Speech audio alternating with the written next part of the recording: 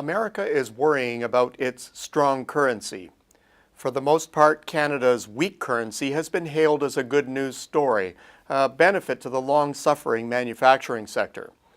On a net basis, the immediate effects will be positive, boosting nationwide GDP growth by up to 1.2% over the next 18 months.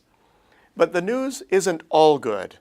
In a globalized economy, there is more inflow of goods and services associated with higher exports to the rest of the world. Is there a downside to recent movement? The strong positive impact of a falling currency has to do with our huge exposure to the US dollar.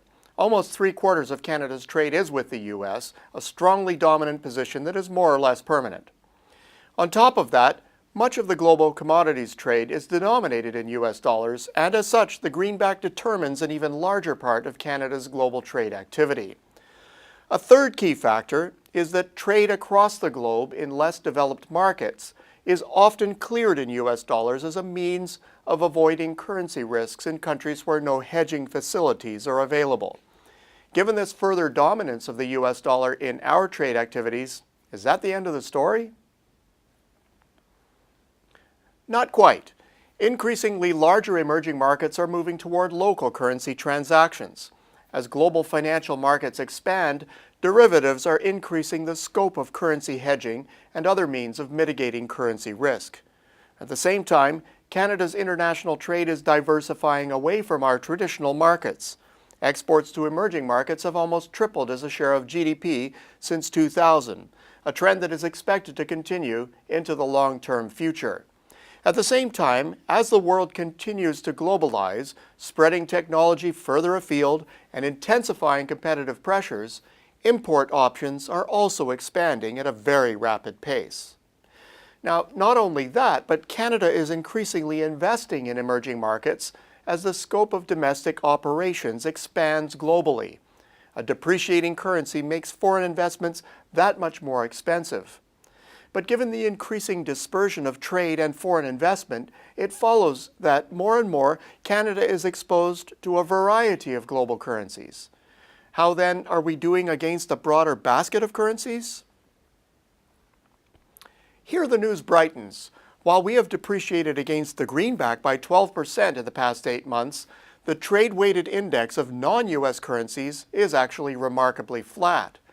Versus the euro, there has been volatility, but little overall movement in the trend Canadian dollar-euro rate. Given that Canadian manufacturers are beginning to ramp up investment in machinery and equipment, this is very good news. Europe is a well-known source of high value-added equipment, notably in the auto sector. With the CETA moving closer to reality, currency stability is actually a plus. Canada has also been an avid investor in Mexico.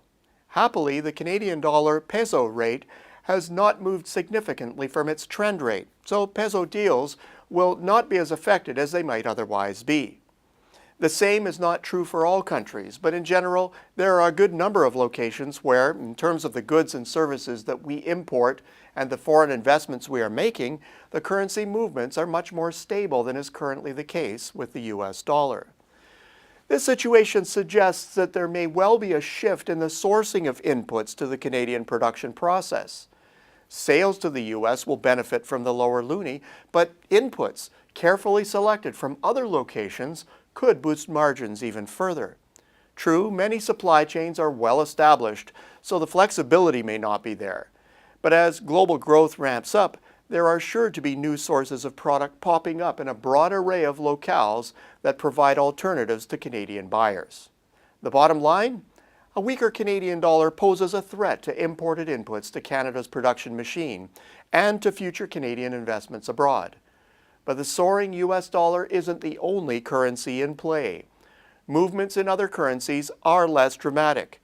Perhaps this is an opportunity to scan the globe both for inputs to our production process and for direct investment undertakings in less traditional markets. Until next week, I'm Peter Hall.